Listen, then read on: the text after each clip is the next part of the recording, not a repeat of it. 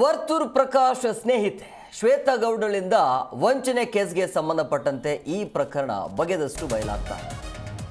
ರಾಜಕೀಯ ದ್ವೇಷಕ್ಕೆ ಶ್ವೇತಾಳನ್ನ ಬಳಸಿಕೊಂಡ್ರ ವರ್ತೂರ್ ಪ್ರಕಾಶ್ ಅನ್ನುವಂತ ಅನುಮಾನ ಈಗ ವ್ಯಕ್ತವಾಗ್ತಾ ಇದೆ.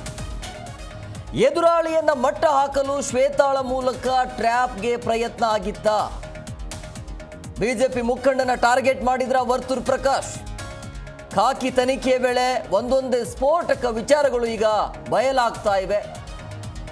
ಆಕೆಯನ್ನ ಪರಿಚಯ ಮಾಡಿಕೊಂಡು ಆಮೇಲೆ ನಮ್ಮ ರಾಜಕೀಯ ದ್ವೇಷಕ್ಕೆ ಈ ಮಹಿಳೆಯನ್ನ ಶ್ವೇತಾಳನ್ನ ಬಳಸಿಕೊಂಡ್ರ ವರ್ತೂರ್ ಪ್ರಕಾಶ್ ಅನ್ನೋದು ಅಂದರೆ ವಿಚಾರಣೆಯ ಸಂದರ್ಭದಲ್ಲಿ ಈ ರೀತಿಯ ಅನುಮಾನ ವ್ಯಕ್ತವಾಗ್ತಾ ಇದೆ. ಈ ಹಿಂದೆ ಯಾವ ರೀತಿಯಾಗಿ ಮುನಿರತ್ನವರ ಕೇಸ್ ಇತ್ತಲ್ಲ, ಅದೇ ಟ್ರ್ಯಾಕ್ಗೆ ಹೋಗ್ತಾ ಇದೆ. ಇದು ತನಿಖೆ ಆಗಬೇಕು, ಆದರೆ ಮೇಲ್ನೋಟಕ್ಕೆ ಹಂಗೆ ಕಾಣಿಸ್ತಾ ಇದೆ. ಸಹಜವಾಗಿ ರಾಜಕಾರಣ ಅಂತಂದು ಬಂದಾಗ ಈ ರೀತಿಯ ದ್ವೇಷಗಳು ಇರೋದು ಸಹಜ. ಮೈಸೂರು ಪಾಕನ್ನ ಟಾರ್ಗೆಟ್ ಮಾಡಿದ್ರಂತೆ ವರ್ತೂರ್ ಪ್ರಕಾಶ್. ಕೋಲಾರ ಭಾಗದ ಬಿಜೆಪಿಯ ಮುಖಂಡನಿಗೆ ಈಗಾಗಲೇ ರೆಡಿ ಆಗಿತ್ತು ಗಾಳ. ಕೊನೆ ಕ್ಷಣದಲ್ಲಿ ಜಸ್ಟ್ ಮಿಸ್ ಆಯಿತು ಅದು. ಬಿಸ್ನೆಸ್ ಹೆಸರಲ್ಲಿ ಬಿಜೆಪಿಯ ಮುಖಂಡನನ್ನ ಶ್ವೇತಾ ಕಾಂಟ್ಯಾಕ್ಟ್ ಮಾಡ್ತಾಳೆ. ಮನೆ ಕೆಲಸದವರು ಶ್ವೇತಾ ಮೈಸೂರು ಪಾಕ್ಗೆ ಸ್ವೀಟ್ ಮೆಸೇಜನ್ನು ಮಾಡ್ತಾರೆ. ಈ ಮೈಸೂರು ಪಾಕ್ ಅನ್ನೋದು ನಂಬರ್ ಹೆಂಗೆ ಸೇವ್ ಆಯಿತು ಅಂತಂದರೆ, ಈ ಬಿ ಜೆ ಪಿಯ ಮುಖಂಡ ಏನಿದಾನಲ್ಲ, ಈ ಶ್ವೇತಾಳನ್ನು ಮೀಟ್ ಮಾಡುವಂಥ ಸಂದರ್ಭದಲ್ಲಿ ಫಸ್ಟ್ ಟೈಮ್ ಏನೋ ಆತ ಬಿ ಜೆ ಪಿ ಮುಖಂಡ ಮೈಸೂರು ಪಾಕನ್ನು ಕೊಟ್ಟಿದ್ದಂತೆ. ಆವಾಗ ಈಕೆ ಮೈಸೂರು ಪಾಕ್ ಅಂತೇಳಿ ಆ ನಂಬರನ್ನು ಸೇವ್ ಮಾಡಿಕೊಂಡಿದ್ದಾಳೆ. ಈ ರೀತಿಯ ಚಾಟಿಂಗ್ ಒಟ್ಟಿನಲ್ಲಿ ಯಾರೆಲ್ಲ ದೊಡ್ಡ ದೊಡ್ಡ ನಾಯಕರು ಇರ್ತಾರಲ್ಲ ಅವರೆಲ್ಲರ ಹೆಸರನ್ನು ಸಿಹಿ ತಿಂಡಿಯ ಹೆಸರು ನೋಡಿ.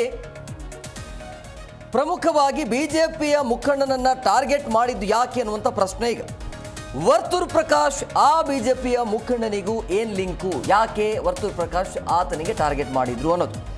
ಆ ಮುಖಂಡ ವರ್ತೂರ್ ಪ್ರಕಾಶ್ ಮಧ್ಯೆ ಟಿಕೆಟ್ ಫೈಟ್ ಏನು ನಡೆದಿತ್ತಂತೆ. 2023 ಕೋಲಾರ ಕ್ಷೇತ್ರದ ಟಿಕೆಟ್ಗಾಗಿ ಇಬ್ಬರಿಂದಲೂ ಕೂಡ ದೊಡ್ಡ ಮಟ್ಟದಲ್ಲಿ ಪೈಪೋಟಿ ಇತ್ತು. 2023 ಅಂದರೆ ವಿಧಾನಸಭಾ ಚುನಾವಣೆಯ ಸಂದರ್ಭದಲ್ಲಿ ಕೋಲಾರ ಬಿಜೆಪಿಯಿಂದ ಟಿಕೆಟ್ಗಾಗಿ ಇಬ್ಬರ ಮಧ್ಯೆ ಸ್ಪರ್ಧೆ ಕೂಡ ಇರುತ್ತೆ.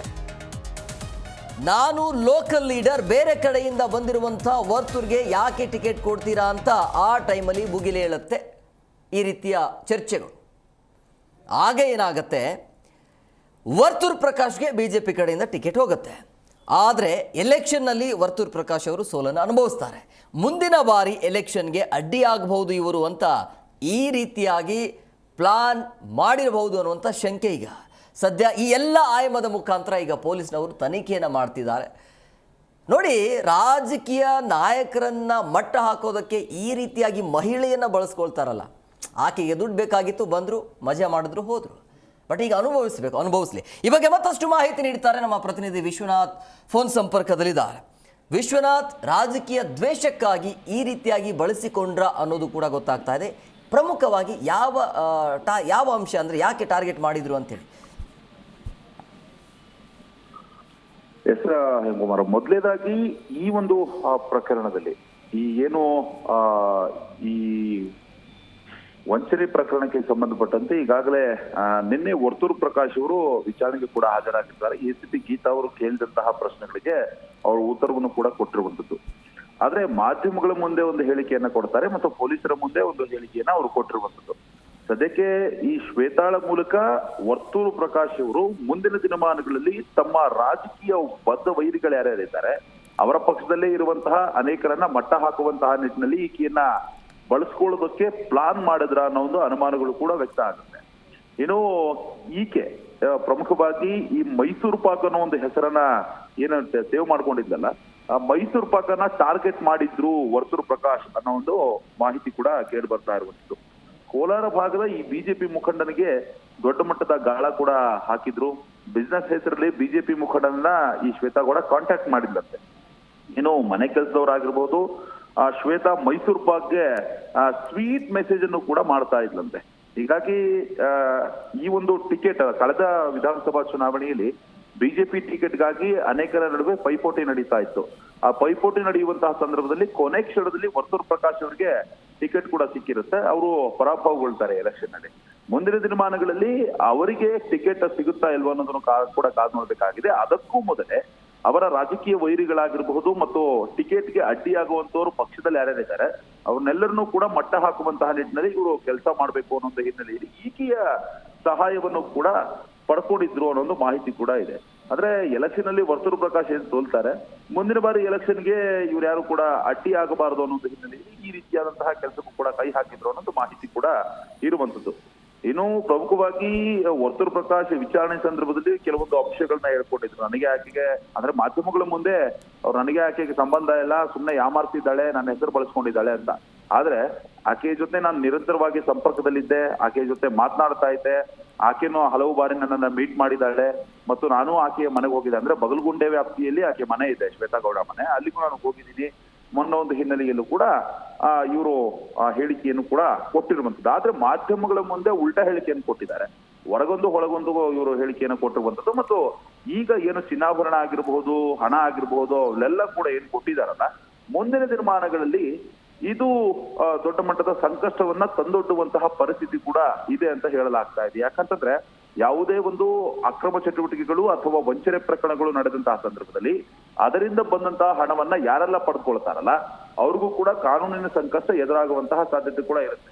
ಹೀಗಾಗಿ ಮುಂದಿನ ದಿನಮಾನಗಳಲ್ಲಿ ವರ್ತೂರು ಪ್ರಕಾಶ್ಗೆ ಖಂಡಿತವಾಗ್ಲೂ ಕೂಡ ಸಂಕಷ್ಟ ಕಟ್ಟಿಟ್ಟ ಬುದ್ಧಿ ಆಗಿರುವಂತದ್ದು.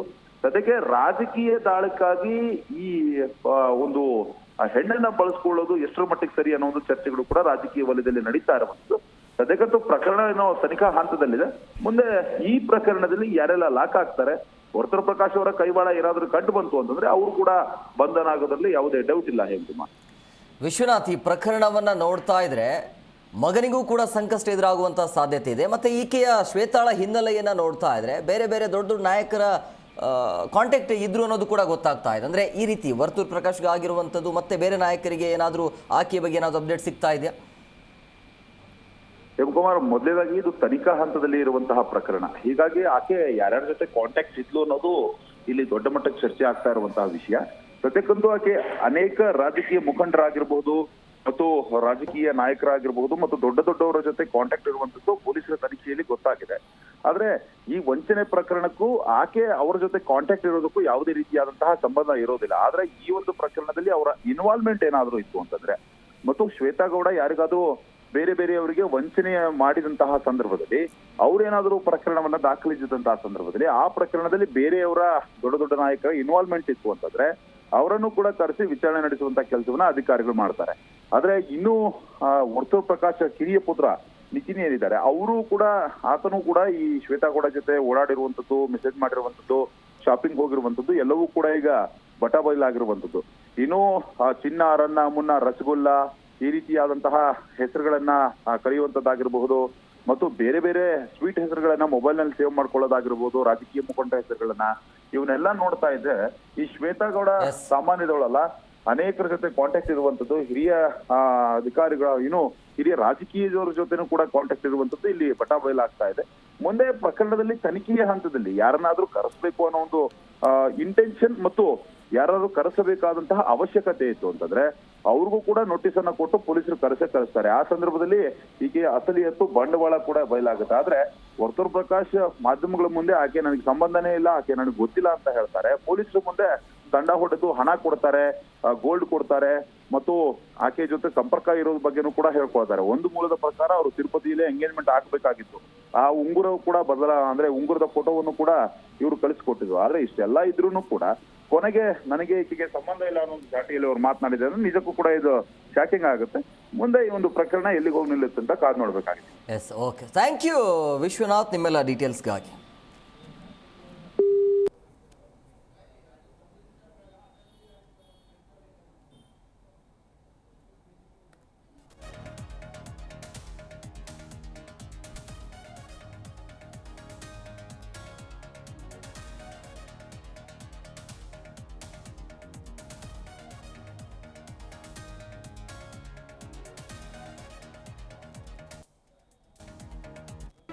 ಜಿ ಕನ್ನಡ ನ್ಯೂಸ್ ಈಗ ನಿಮ್ಮ ಮನೆಯಲ್ಲೇ ನೋಡಿ, ಎಲ್ಲ ಕೇಬಲ್ಗಳಲ್ಲಿ ಈಗ ಲಭ್ಯ.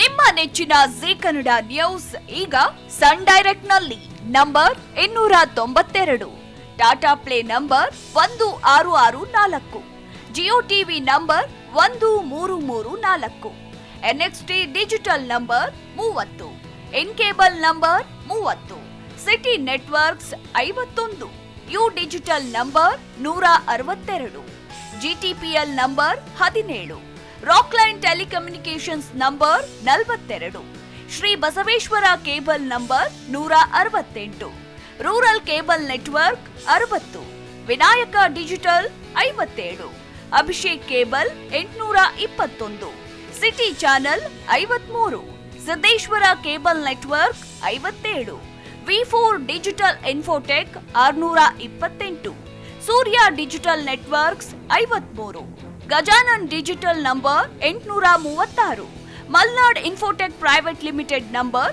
56, Metrocast number 830, victory digital number 167ರಲ್ಲಿ ನೋಡಿ ಆನಂದಿಸಿ.